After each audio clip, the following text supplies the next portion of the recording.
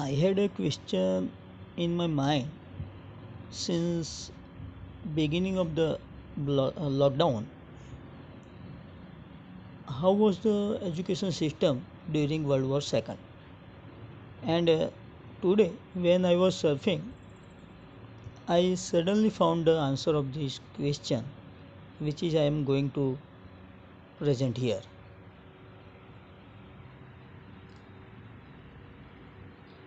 As many people will know, for cities that were in danger of air attacks, the first plan for children in the event of war was that they should be evacuated to the countryside. Large number of children were evacuated and the schools were also evacuated. But a lot of children did not go.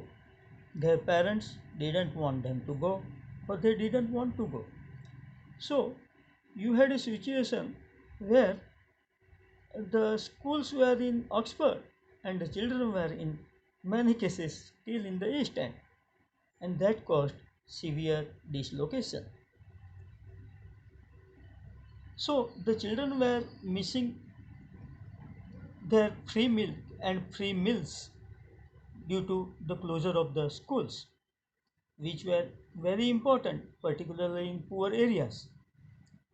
There were estimates that as many as 1 million children might have been effectively running wild in London by the middle of September 39. Increasingly, as the war went on, schools were being requisitioned for the civil defense and therefore were closing down. As many as two-thirds of the schools in London, about 60% of those in Manchester, were closed down for that reason. Of course, many were bombed as well. Something like 20% of schools in London were damaged in the course of the war. Juvenile delinquency rates went through the roof. Convictions for juvenile delinquency went up by the third between 39 and 41, and generally educational provision was badly disrupted. So by January 40, about a quarter of children in London were receiving full-time education, another quarter were having part-time education, and a quarter were being homeschooled, either in their home or perhaps in the homes of family members, with sort of wandering schoolmasters going around for an hour or so a day, marking homework and so on.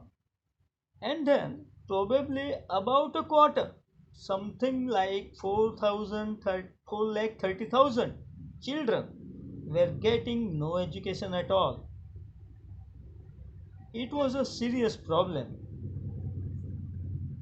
If you have ever seen the movie Hope and Glory, produced in 1987, there are some lovely scenes about what it was like to be a schoolboy in London during the Second World War. I will not spoil the ending by telling you that what happens in the last shot. By the end of the war, there were 7-year-olds at school who were unable to read and write as a result of the poor standard education they received. One of the consequences of that was the 1944 Education Act, the famous act which extended secondary education for free to every pupil in the country up to the age of 15. It was planned to become 16, but that took longer.